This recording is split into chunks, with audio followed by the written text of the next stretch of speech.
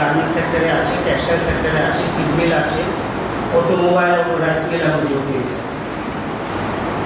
সৈয়দপুর উপজেলায় আমরা যদি বিভিন্ন যে সমস্ত একটি গ্রুপগুলো এখন কাজ করছে বা যে সমস্ত গ্রুপের শিল্প প্রতিষ্ঠান এখন আছে সেগুলো শুরু থেকে শেষ পর্যন্ত এবং যে বিজনেস ইকোসিস্টেম যেটা আমরা বলি সেটা চলমান রাখার জন্য এবং এখানে যে আপনাদের কাঁচামাল থেকে শুরু করে মেশিনারিজ আনা থেকে শুরু করে এবং সেখানে আপনাদের যে এক্সপোর্ট যদি হয় এক্সপোর্ট লোকাল বা ডোমেস্টিক মার্কেটে যদি মার্কেটিং করতে হয় সেইখানে এবং ইনসাইড দ্য আপনার শিল্প প্রতিষ্ঠান এখানে আপনাদের যারা ওয়ার্কার শ্রেণী আছে তাদের সাথে আপনাদের যারা মালিক শ্রেণী আছেন তাদের সাথে সম্পর্ক সেই জায়গাতে আপনাদের সহাবস্থানটি কেমন এবং প্রোডাকশনের সাথে যেই গুরুত্বপূর্ণ ইস্যুগুলো আমার সহকর্মী অত্যন্ত চমৎকারভাবে উনি এই বিষয়গুলো তুলে ধরেছেন যে একটি শিল্প কলকারখানা করতে গেলে আপনাকে গ্যাস লাগে, বিদ্যুৎ লাগে, আপনাকে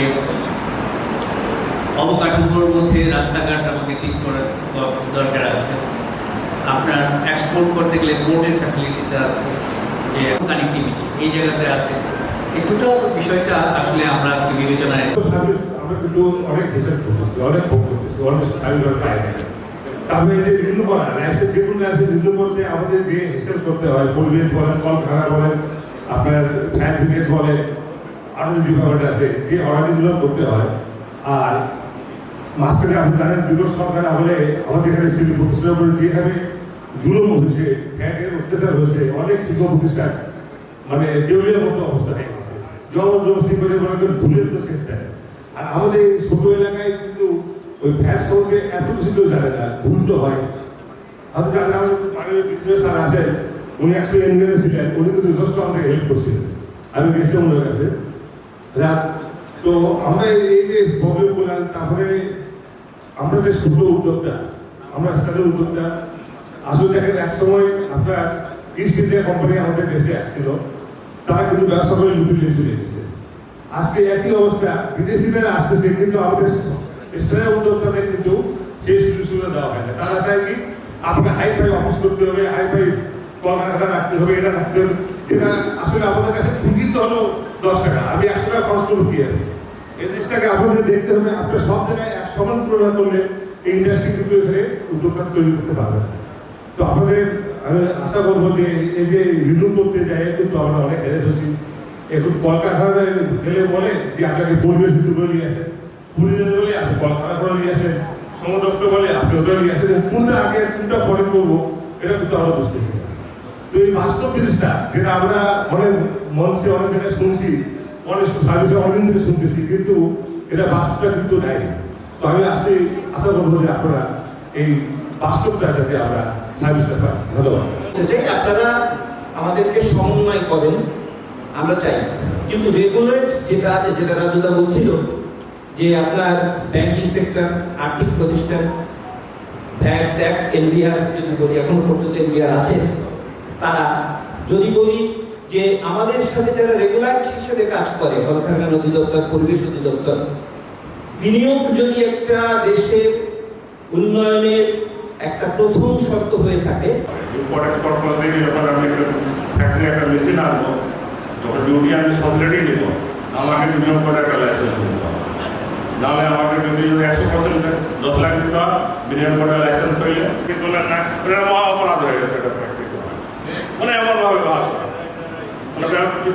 মানে একটা আমরা যে 200 লোককে কর্মসংস্থান দিলাম, এটা আবার দেখে না কোটি কোটি টাকা আমরা ঘাম ছেড়ে আমরা একটা ফ্যাক্টরি করছি, কোটি কোটি টাকা এখানে বিনিয়োগ করছি আমরা, এদিকে আবার দেখে না 200 লোকের আমি দেশের কর্মসংস্থান দেশের লোককে দিয়ে দিলাম। আমি এত জাতির স্বার্থে এত উন্নয়ন হইল না, এটা দেখে না। এর আগে হরানি শেষ হয়। আমি বলবো কি এটা অ্যাচিভমেন্ট করতে হবে যারা লোকাল এখানে উপজেলা কমিটি আছে। এটা আজকে মিটিং করলেন, খাইলাম দাইলাম, আমরা চলে গেলাম, আবার বছর পর খবর নাই। এটা 3 মাস পর মিটিং করে আপনাকে অ্যাচিভ করতে হবে যে আমরা কতটুকু এটা অ্যাচিভ করলো, আমার আজকে আমি সাকসেসফুল হলাম। আমি যে একটা মিটিং আজকে করলাম, এই মিটিংটা 3 মাস পর করলে অ্যাচিভমেন্ট হবে। আপনার অ্যাচিভমেন্ট কত হইলো এখানে উপজেলায়? এখানে অনেক সম্ভাবনা আছে, এগ্রিকালচার আছে, দেখেন টমেটো এখানে 6 টাকা 7 টাকা বিক্রি হইতেছে, এই দুধ বানায় বিক্রি করে 200 টাকা। এখানে আলু বিক্রি হইতেছে মনে করেন 7 টাকা 8 টাকা কেজি। এখন 100 গ্রাম লেস, ইন্ডিয়ার 100 গ্রাম লেস যে আলু আছে 40 টাকা দাম আছে এখানে বিক্রি হয়। এখন আলু এগুলোকে আমরা যদি এগ্রিকালচারে ইমপ্লিমেন্ট করি। ক্ষুদ্র গার্মেন্টস মালিক সমিতির সাধারণ সম্পাদক হিসাবে আমরা এক্সপোর্ট করি এবং ছোটো ছোটো কারখানার যখন যখন মাল প্রদর্শন হয় নিজেরও ফ্যাক্টরি আছে, সেই ফ্যাক্টরির মাল থেকে আমরা রপ্তানি করি। আমরা আজকে কিন্তু সবচেয়ে বেশি ক্ষতিগ্রস্ত করি। আমরা যারা সৈয়দপুরে 4-5 জন যারা আমরা এক্সপোর্টার আছি, আমরা সবাই মিলে প্রতি বছর অন্তত 60 থেকে 70 লক্ষ ডলার আমরা এক্সপোর্ট করতে বর্তমান করতেছি এবং রানিংও আছি। এখন আমাদের অবস্থা এরকম হয়ে গেছে, ফ্যাক্টরি আমাদেরকে বন্ধ করতে হচ্ছে। আমরা এই জন্য যে হঠাৎ করে দেশের পরিস্থিতি খারাপের কারণে আমাদের মাল ল্যান্ড বোর্ড দিয়ে যেতে পারতেছে না। আমাদের এখন 3-4 জন এখন উপস্থিত আছে গার্মেন্টস মালিকের, ফ্যাক্টরি মালিক যারা এক্সপোর্ট করে, সবাই 2-3টা গাড়ি বোর্ডে আমাদের আটকানো আছে। আমরা ডেবিট করে মালগুলো রাখছি। এখন আমরা ফ্যাক্টরি কীভাবে চালাবো, আমাদের সবাইকে পয়সা কীভাবে দেবো, আবার আমার এই মালগুলো যদি না বিক্রি হয় তাহলে আমাদের অবস্থা কী হবে একটা আপনি চিন্তা করেন।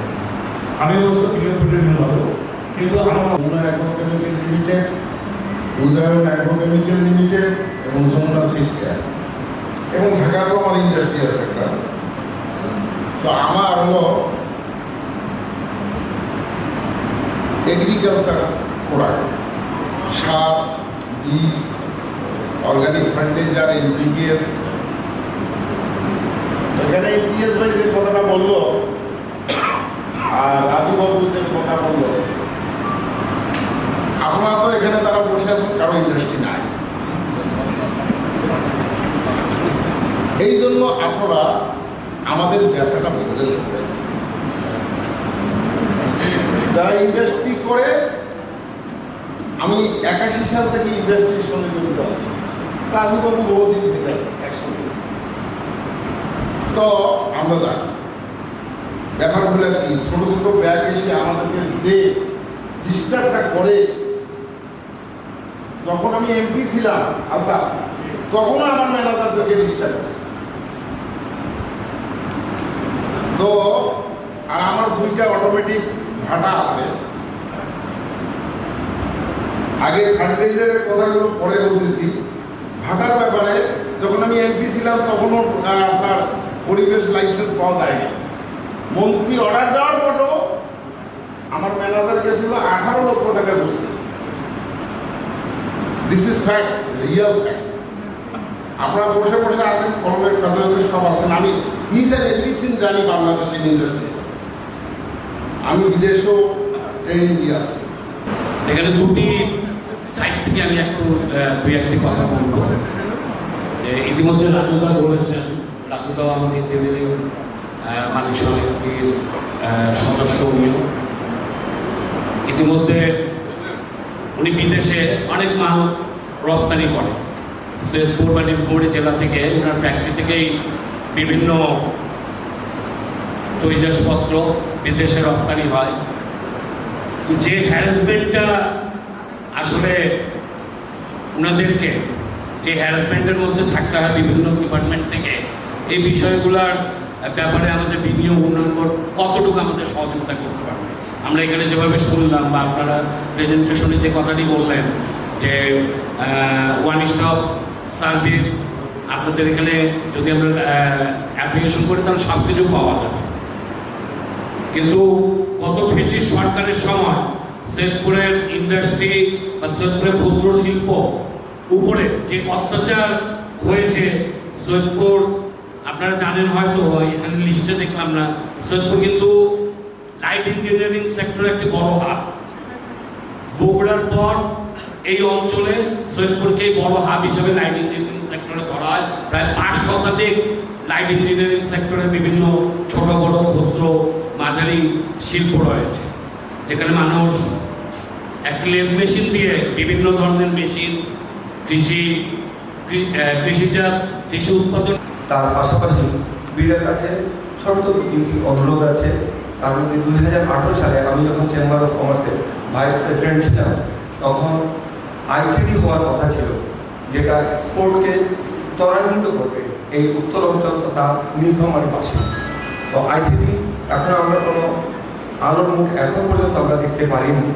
আর যেহেতু এখন বাংলাবান্ধা অথবা বুড়িমানি এই পোর্টগুলো বাই রোড যেহেতু অফ আছে, তো আমরা যত দ্রুত যদি আইসিটি কার্যকর করতে পারি, যেটা আমাদের নীলফামারী এবং সৈয়দপুরের মাঝামাঝি একটা প্রস্তাবিত আছে কন্টেইনার, সেটাকে যদি দ্রুত আমরা বাস্তবায়িত করতে পারি, আশা করি আমরা এখান থেকে কিছুটা হলেও পরিত্রাণ পাব।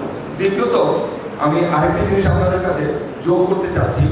উত্তরবঙ্গের এই বৃহত্তর রংপুর তথা রংপুর বিভাগে প্রায় 30টি জুট মিল রানিং অবস্থায় আছে এবং তার মধ্যে সৈয়দপুরে আছে 6টি। রংপুর বিভাগে 8টি জেলার মধ্যে নীলফামারী একটি জেলা এবং নীলফামারী জেলার সৈয়দপুর উপজেলায় 6টি জুট মিল আছে এবং এই 6টি জুট মিলের মধ্যে 4টি জুট মিলই রপ্তানির সাথে জড়িত আছে। বর্তমানে আমাদের এক্সপোর্ট ভারতে আন্তর্জাতিক হারে অনেকটা কমে গেছে এবং আমরা চিটাগাং পোর্ট দিয়ে এক্সপোর্ট করছি। আইসিটিটা যদি আমাদের দ্রুত এখানে হয়ে যেত কাস্টম হাউসটা, তাহলে আমরা এখান থেকে কন্টেনারটা আমাদের ফ্যাক্টরিগুলিতে আসতো এবং বর্তমানে আমরা করছি কি লোকাল কন্টেনারে নিয়ে চিটাগাং পোর্টে যাচ্ছি, সেখানে আবার হ্যান্ডেলিং হচ্ছে, হ্যান্ডেলিং কস্টটা বাড়ছে। যদি আমাদের সৈয়দপুরে আইসিটিটা হয়ে যায়, তাহলে আমাদের এই হ্যান্ডেলিং কস্টটা অনেকাংশে কমে যাবে। আর দ্বিতীয়ত এক্সপোর্টের জন্য, জুট এক্সপোর্টের জন্য ফাইটো সার্টিফিকেট লাগে। এই ফাইটো সার্টিফিকেটের জন্য আমাদেরকে হয় খামারবাড়ি, না হয় চিটাগং অথবা খুলনা আমাদেরকে তালুস করতে হয়। তো যেহেতু এই রংপুর বিভাগের মোস্ট অফ দ্য ইন্ডাস্ট্রি সৈয়দপুরের উইদিনে 80 কিলোমিটার ও 90 কিলোমিটার ভিতরে, আমরা ফাইটোটাকে রংপুর বিভাগ এর মধ্যে একটা ফাইটোর একটা উইং আমরা চাচ্ছি যে এখান থেকে সার্টিফিকেটগুলো যদি ইস্যু হয়, তাহলে আমরা এই ভোগান্তির শিকার হবো না এবং যেটাকে বলে টাইম দিলে, এক্সপোর্টের জন্য টাইম দিলে একটা কস্ট বৃদ্ধির একটি বড় একটা কারণ হয়ে যায়। একটি উপজেলা, তবে রংপুর বিভাগের রাজধানী আমরা বলতে পারি সৈয়দপুর।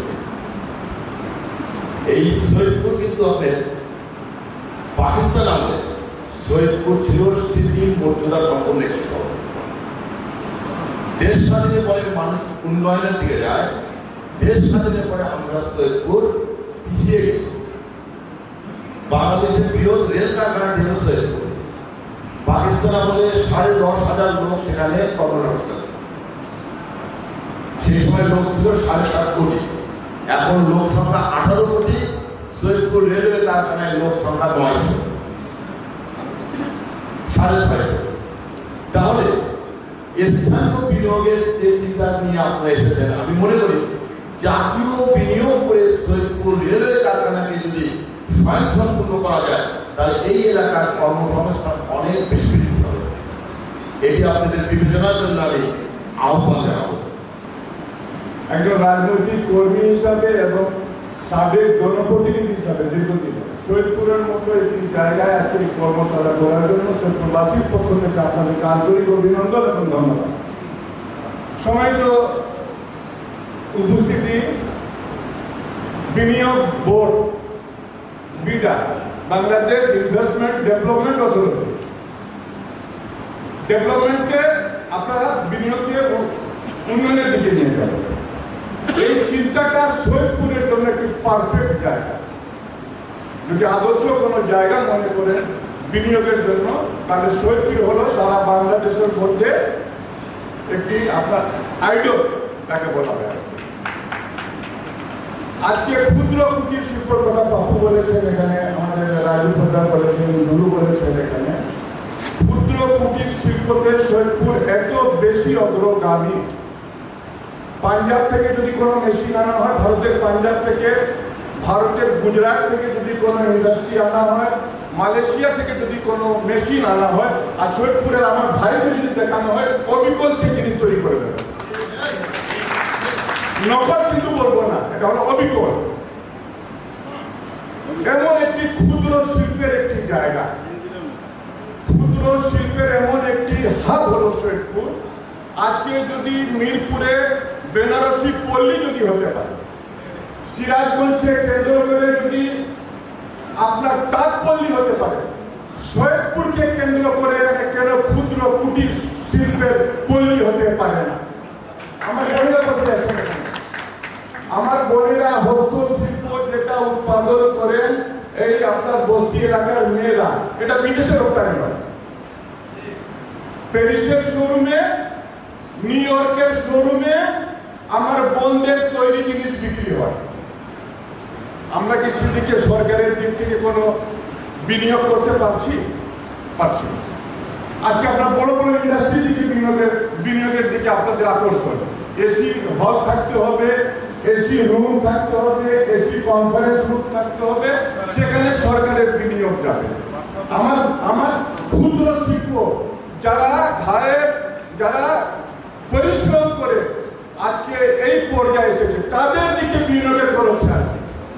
আমি সৈয়দপুরবাসীর পক্ষ থেকে উদ্যতভাবে আহ্বান থাকবে, আজকে বিনিয়োগ বোর্ডের সম্মানিত সদস্য এসেছেন, পলিসি মেকিং এর জায়গায় আপনারা আছে। সৈয়দপুরে ক্ষুদ্র শিল্প প্রয়োজন আছে, বিনিয়োগ থেকে শুরু করে জ্বালানি থেকে শুরু করে সবকিছুর ব্যবস্থা করবেন ইনশাআল্লাহ। সৈয়দপুর বাংলাদেশকে রিপ্রেজেন্ট করবে ইনশাআল্লাহ। সৈয়দপুর বাংলাদেশকে রিপ্রেজেন্ট করবে। উদ্যত হওয়া দেখে বিনিয়োগের ক্ষেত্রে সৈয়দপুরে একটা আলাদা দৃষ্টি আপনারা দেবেন। এই উদ্যত হওয়া থেকে আমি আমার কথা এখানে শেষ করছি। আসসালামু আলাইকুম। আমার প্রশ্ন যে আমাদের মোটামুটি সব কিছুই আছে, আমাদের এখানে অনেকগুলো ব্যাংক আছে, আমাদের এখানে জনবল আছে, কিন্তু আমাদের দক্ষ লোকের অভাব।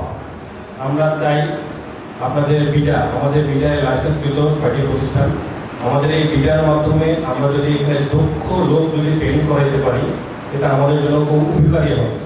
এটাতে আমরা আমাদেরকে বাইরে থেকে অনেক এক্সপেন্সিভভাবে লোক নিয়ে আসতে হয়, এতে আমাদের এলাকার কর্মসংস্থান বাড়বে এবং ভালো ভালো লোক আমরা এখানে কাজ করতে পারবে।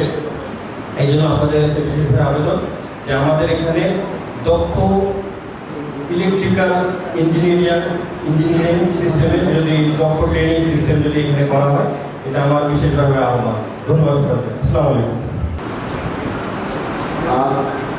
আমি যদি একটা বিনিয়োগের বিষয়ে এসেছে যে ছোট ছোট জিনিসগুলো যেটা তৈরি করতে পারি এখানে সৈয়দপুরে, এইটা কিন্তু মূলত গড়ে উঠছে সৈয়দপুর রেলওয়ে কারখানাকে কেন্দ্র করে।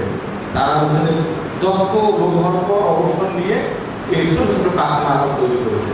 যদি সৈয়দপুর রেলওয়ে ওয়ার্কশপটা আমরা পুরোদমে চালু করতে পারি, তাহলে কিন্তু এটা অনেক ছোট ছোট কারখানা তৈরি হয়ে যাবে।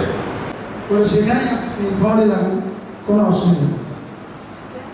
সৈয়দপুর আজকে আমাদের ভাইরা বলছেন ঢাকা বাংলাদেশের রাজধানী, সৈয়দপুর ঢাকার রাজধানী।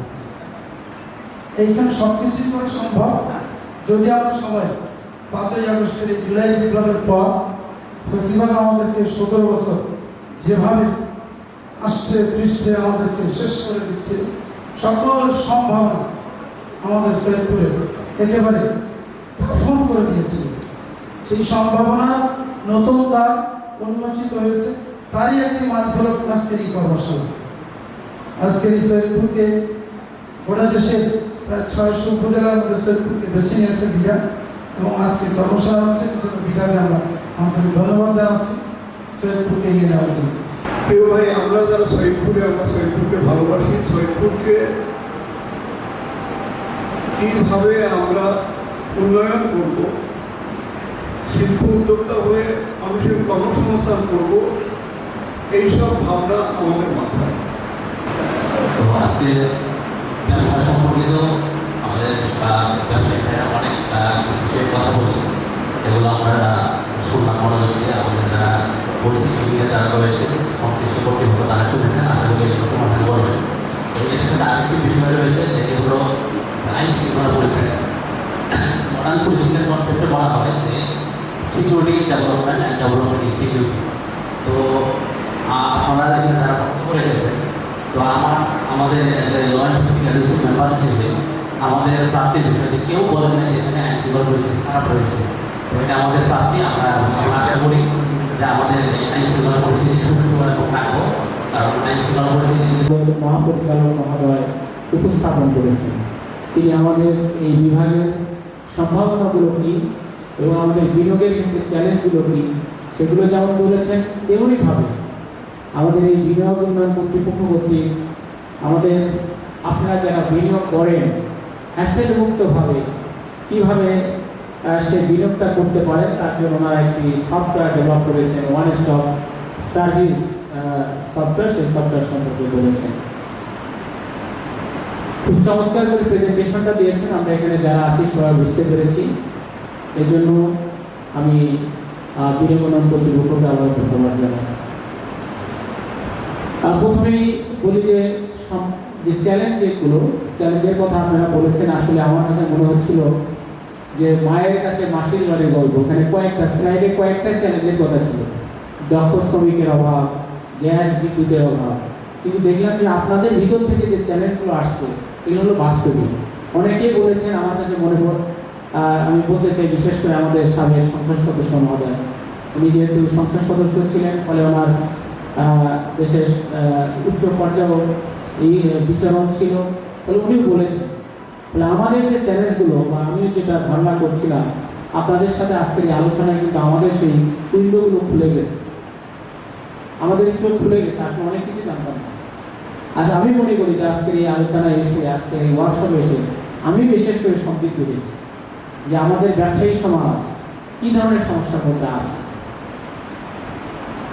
অনেক সমস্যা, কিন্তু তারপরে ওই সমস্যার মধ্যেও কিন্তু আমাদের আশার আলো আছে। হ্যাঁ, সমস্যা যেমন আছে সম্ভাবনাও তেমনি আছে, যেটা আপনারা বলেছিলেন যে আমাদের মধ্যে এই সৈয়দপুর হচ্ছে আমাদের এই রংপুরের গেটে, রংপুরের গেটে হচ্ছে আমাদের সৈয়দপুর। শুধু গেটে এমনিই নয়, হ্যাঁ, আমাদের এখানে যেমন আপনারা বলেছেন যে আপনারা নীলফামারীকে থেকে আলাদা হতে চান, সৈয়দপুরে একটা আলাদা জেলা চান।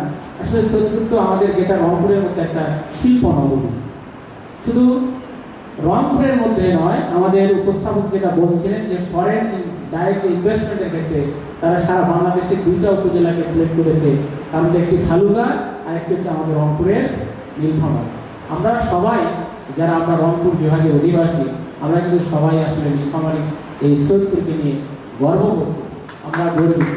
কারণ এখানে যদি উন্নয়ন ঘটে, এখানে যদি শিল্প কারখানা গড়ে ওঠে, তাহলে এখানে তো কর্মসংস্থানের সুযোগ হবে। সে কর্মে কারা আসবে? আমার এই বিভাগের লোকজনই তো আগে সুযোগ পাবে।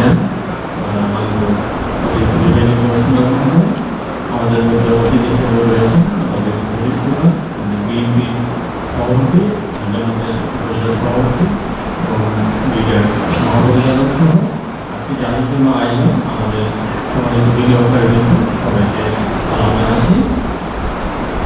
প্রথমে একজন বক্তা বলেছিলেন যে আমরা যারা বসে আছি আমরা তো ব্যবসায়ী, কথাটা সত্য এবং যার ব্যথা সে বোঝে। এবং আপনারা যে ব্যথাগুলো আমাদের সামনে তুলে ধরলেন এটা আসলে প্রকৃত অর্থেই আপনাদের কথা, এবং যেটা আপনার আমরা এত দীর্ঘ সময় এখানে বসে আছি, ওনারা কিন্তু প্রত্যেকেই যার যার সেক্টরে অত্যন্ত গুরুত্বপূর্ণ দিন এবং প্রত্যেকে অনেকগুলো প্রতিষ্ঠানকে মালিক, এবং ওনারা আসছেন, আমরা আসছি, একটা এখানে একটা বন্ধন তৈরি হলো। ওনাদের যে ব্যথাগুলো সত্যিকার অর্থেই সে ব্যথা, সেগুলো অধিকাংশগুলোই কিন্তু এই বিডিআর কর্মসূচির সাথে সম্পর্কিত না, কিন্তু আমি সমৃদ্ধ হয়েছি যে অনেকগুলো আমার জানা ছিল না। আর আমার জন্য সুবিধা হলো যে জেলায় আমি বুঝতে হলো এরকম কোনো সম্ভাবনা আমি কখনো ফেস করিনি। এতগুলো এন্টারপ্রেনারকে একসাথে পাওয়া এবং তাদের অনুভূতি শোনার সৌভাগ্য হয়নি। আজকে আমি জানলাম, অনেক কিছু জানলাম, যেটা বললাম যে বিডিআর ছাড়াও অনেক কিন্তু অনেক তথ্য বিডিআর যে কাজটা এখানে করতে এসছে সেটা হলো যে অনলাইন ওয়ান স্টপ সার্ভিস যে সেটা অনেকে জানে না, অথবা আপনারা হয়তো জানেন, আমরা অনেকেও জানি না। আরেকটা হলো যে উপজেলা পর্যায়ে যে একটা কমিটি আছে সেটা হয়তো আমার ধারণা ইউনো হয়তো জানতো না, এরকমই হয়েছে। তো কমিটির কার্যক্রম তো হয়নি। প্রথমে ধন্যবাদ জানাচ্ছি স্যারকে যে স্যার এত কষ্ট করে আমাদের মধ্যে এসেছেন, আমাদের সাথে মিটিং করছেন। সেই জন্য আমরা প্রথম যে প্রোগ্রামটা পেয়েছিলাম সেখানে আমাদের সম্মানিত চেয়ারম্যান স্যার আশা করেছেন, আশিস চৌধুরী স্যার। হ্যাঁ, স্যার একটা গুরুত্বপূর্ণ কাজে দেশের বাইরে যাওয়াতে আমাদের নির্বাহী সদস্য স্যার আসছেন। তো উনি আসলে কতটা গুরুত্ব নিয়ে ওরা এটা চিন্তা করতেছেন যে উপজেলা পর্যায়ে আসবেন। উনি ফার্স্ট টাইম একটা করেছেন, আর দু জায়গায় যেটা প্রশ্ন করেছেন তার মধ্যে সৈয়দপুরকে বেছে নিয়েছেন। সেই জন্য আমি জেলার কর্ণধার হিসেবে ধন্যবাদ এবং কৃতজ্ঞতা প্রকাশ করছি নিজের কাছে। এবং যে সেবাগুলো হলো, আমি যতটুকু বুঝি আমাদের যে সিস্টেমটার মধ্যে হলো এক জায়গায় আবেদন করতে যেতে হবে না, এই আবেদনের সাথে যদি সব প্রপার্টি সব সম্পৃক্তিগুলো থাকে ওই প্রতিষ্ঠানের মাধ্যমেই ওনারা এই সার্টিফিকেশনটা দেবে।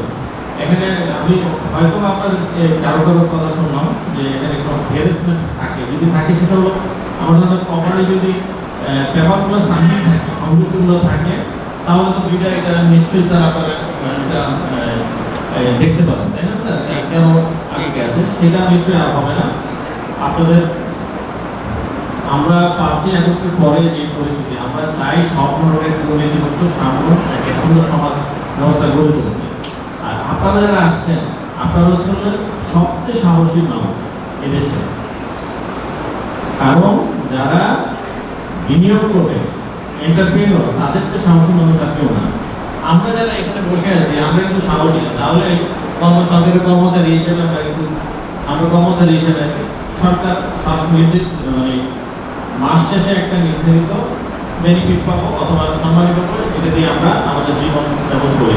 তো আপনারা যারা, আমি দেখেছি যে আজকে একটা বিনিয়োগ করেছেন অথবা তার আপনার যে অর্থ সামর্থ্য আছে সেটা দিয়ে আপনার পরিবার পরিজন সহ সুন্দরভাবে থাকা সম্ভব, কিন্তু আপনি নতুন নতুন সেক্টরে ইনভেস্ট করছেন কেন? মানুষের কর্মসংস্থানের জন্য, শুধু নিজের জন্য না, মানুষকে সেবা দেওয়ার জন্য করছেন।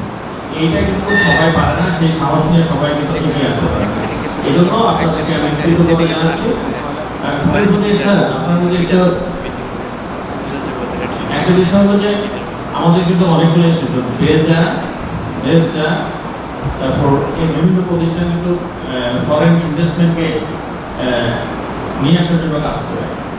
এখানে ওদের জন্য যে ফরেন ইনভেস্টরদের জন্য যে সুবিধাগুলো দেওয়া হয় এবং অধিকাংশ জিনিস কিন্তু আমাদের লোকাল ইন্ডাস্ট্রিও একই ধরনের প্রোডাক্ট তৈরি করে, তাদের মধ্যে যাতে একটা থাকে, লেভেল প্লেইং ফিল্ড থাকে, স্যার এটার বিষয়ে স্যার আপনারা একটু খেয়াল রাখবেন স্যার। কারণ ওনারা বেশি সুবিধা পেলেও সেই প্রোডাক্টটা যদি আবার আমার এই দেশেই আমাদের এই জায়গায় থাকে, আবার ওনারাও একই জিনিস তৈরি করতেছে, লেভেল প্লেইং ফিল্ড না থাকলে কিন্তু ওনারা আবার কন্টেস্ট করতে পারবে না, প্রতিযোগিতায় টিকবে না। আমাদের লোকাল ইন্ডাস্ট্রিগুলো সেক্ষেত্রে ক্ষতিগ্রস্ত হতে পারে। আপনারা যেটা নিয়ে আসেন এটা একটা স্যার ভালো উদ্যোগ যে আপনারা বিদেশি ফরেন ইন্ডাস্ট্রিতে নিয়ে আসতেছেন এবং আপনারা আমাদের সাথে জয়েন্ট ইন্ডাস্ট্রি উদ্বুদ্ধ করতেছেন, এটা একটা খুব ভালো দিক। আপনারা সেই অপরচুনিটিটা নিতে পারেন। আমরা অনেক সময় অতিবাহিত করেছি, অনেকক্ষণ কথা বললাম এবং আপনাদের যে আগ্রহ আমি দেখিনি একটা সিটও ফাঁকা আছে, যারা আসছেন প্রথম থেকে বসে আছেন এবং আপনাদের মনের আকৃতিগুলো এখানে তুলে ধরেছেন, সেগুলো আমাদের ইডা থেকে যেগুলো সমস্যার সমাধান করা সম্ভব স্যার তো এগুলো নজর নিলেন। আর আমাদের পক্ষ থেকে যেসব বিষয়গুলো অ্যাড্রেস করা যায় সেটা আমরা আমাদের প্রশাসনিকভাবে যে সহযোগিতাগুলো করা সম্ভব আমরা জেলা পর্যায়ে উপজেলা পর্যায়ে থেকে আপনাদের সেই সহযোগিতা করব। যে বিষয়টা হলো যে বিনিয়োগ বান্ধব পরিবেশ তৈরি করা, সেটার জন্য সরকার এই কাজগুলো করবে। কমিউনিকেশন সিস্টেমটুকু, যেমন স্যার ইতিমধ্যে বলেছেন যে আমাদের এয়ারপোর্টের বিষয়ে কিন্তু আমি কথা বলেছি আমাদের চেয়ারম্যান স্যারের সাথে। আমরা আশাবাদী খুব শীঘ্রই ওনারা ফান্ড পেয়ে যাবেন। ফান্ড পেয়ে গেলে আমরা আমাদের অ্যাকুইজিশনের কাজ করলে সেখানে এটা এক্সপানশনের কাজ শুরু হবে এবং এক্সপানশন হলে হবে কি যে এখানে আমাদের এখান থেকে অনেক দূরে আমাদের এয়ারপোর্ট যদি আমরা ব্যবহার করতে পারি, এয়ারপোর্ট যদি ব্যবহার করতে কার্গো সার্ভিসটা যদি এখানে চালু হয় তাহলে কিন্তু আরও এখানে আপনাদের এন্টারপ্রেনারদের জন্য অনেক সুবিধা হবে। সেটাই তো আমি আর কথা বাড়াচ্ছি না, আমি আন্তরিকভাবে ধন্যবাদ জানাচ্ছি আমাদের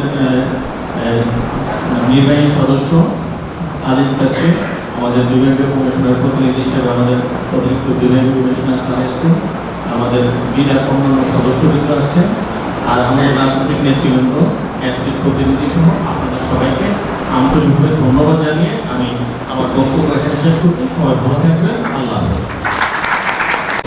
আপনি জানেন যে আমাদের বাংলাদেশ বিনিয়োগ উন্নয়ন কর্তৃপক্ষ বিডার আয়োজনে আজকে আমরা নীলফামারী জেলার সৈয়দপুর উপজেলায় স্থানীয় বিনিয়োগ উন্নয়ন এবং ওএসএস সেবা অন্তর্ভুক্তিকরণ এই বিষয়ে একটি আমরা কর্মশালা করেছি।